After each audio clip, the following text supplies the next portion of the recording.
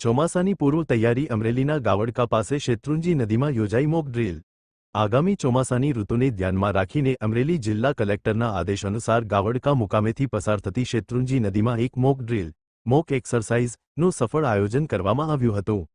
વરસાદ દરમિયાન પૂર કે ડૂબવા જેવી કોઈપણ અનિચ્છનીય ઘટનાઓ સામે વહીવટી તંત્રની પૂર્વ તૈયારીઓ અને ક્ષમતા ચકાસવા માટે મામલતદારની આગેવાની હેઠળ આ આપત્તિ વ્યવસ્થાપન કવાયત યોજાઈ હતી, જેમાં ફર્સ્ટ રિસ્પોન્ડર તરીકે કાર્ય કરતા ફાયર વિભાગ, પોલીસ વિભાગ અને 108 મેડિકલ ઇમરજન્સીની ટીમોએ સંયુક્ત રીતે ભાગ લીધો હતો।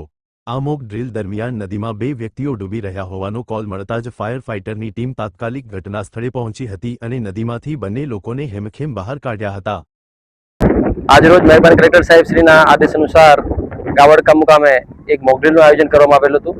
આવનાર વર્ષા ઋતુના સમયગાળાની અંદર જો કોઈ ડૂબવાના કેવી કોઈ અનિચ્છનીય ઘટનાઓ બને છે તો તેને કેવી રીતના પહોંચી વળાય તેના અનુસંધાને ફાયર વિભાગ, પોલીસ વિભાગ અને મેડિકલ ઇમરજન્સી 108ની ટીમ કેવી રીતના કાર્ય કરે છે તેનું નિદર્શન કરવા માટે થઈ અને મામલતદાર સાહેબશ્રીની આગેવાની હેઠળ આ સંપૂર્ણ મોક ડ્રીલનું આયોજન કરવામાં આવેલું હતું।